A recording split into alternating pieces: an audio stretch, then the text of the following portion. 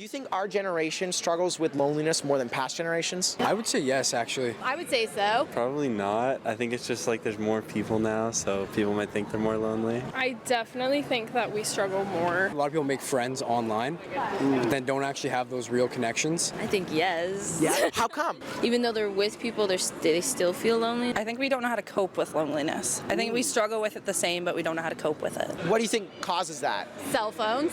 Video games and like social media and stuff. I feel like social media is a lot, but I also feel like COVID had a big effect on that because so many people were isolated. People just don't really talk as much as they used to because they can just text each other. It's like they think that everyone else is like an NPC, and like it's just that. Your environment plays a big role too. I was raised in a big family, whereas maybe someone who isn't raised like in such a big family or they've had family issues, maybe they're not so prone to like opening up to other people. How do people in general build closer connections with people? It's a tough one. Yeah, that's hard. I feel like people don't socialize in public as much anymore, so I would say try to make an effort to do that. Maybe give a compliment or something.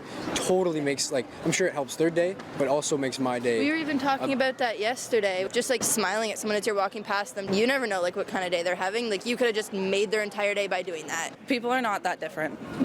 You can't find a human being in your daily life that is completely polar opposite and you have nothing to talk about. Exactly. You'll figure it out. Dr. Greg Enriquez, a professor of psychology at James Madison University, made an argument in an online article that the central core of human psychosocial need is the need to be known and valued by ourselves and others.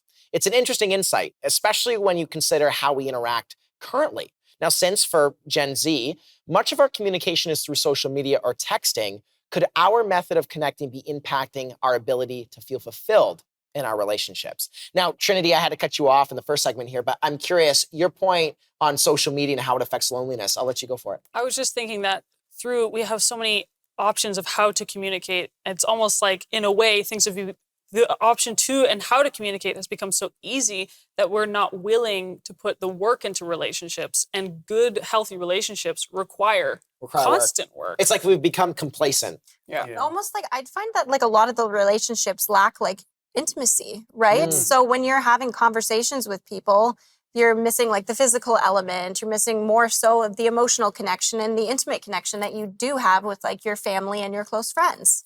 Do you guys feel like social media is a main contributor to loneliness today?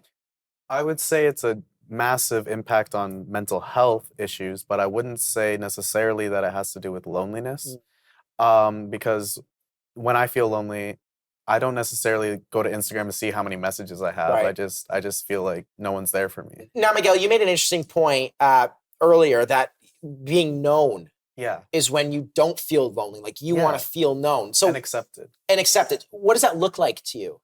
Because accepted, I'll let you go, but just I would say that when you're in a room with people and they're supposed to be your friends, but when you try to say something, they talk over you, or when you try to bring up an issue you're dealing with, they don't care. Or so if they ask you questions?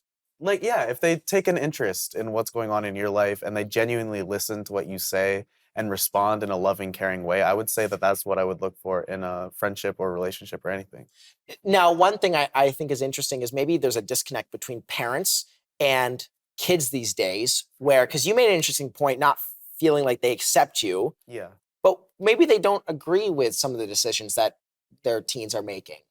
I don't think parents have ever really agreed with their children's decisions. So is it a narrative form of loneliness? I think that parents need to put themselves off the pedestal they think they're on. In my opinion, I think they expect too much and don't really want their kids to find their own way, which isn't healthy for them or the kids.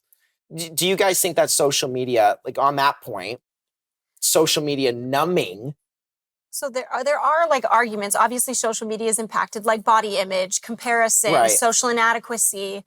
There's this new thing that everyone talks about called FOMO too. And of course, those are tied to emotions that maybe you wouldn't get before if you didn't have a cell phone. You're walking down the street. You're not going to see your hot neighbor in a bikini when you're going to be oh, I should be working out right now, right? Yeah. Of course, those things are going to happen, but it's how you let it affect you. One of the things that I find with myself is I'll pick up my phone and I'll think, oh, shoot, I just picked up my phone. And it's almost like this, I'm trying to numb away the challenge I'm facing at that moment. You guys find that with yourselves? One of the first lectures I had when I was in art school was my instructor told us, be bored.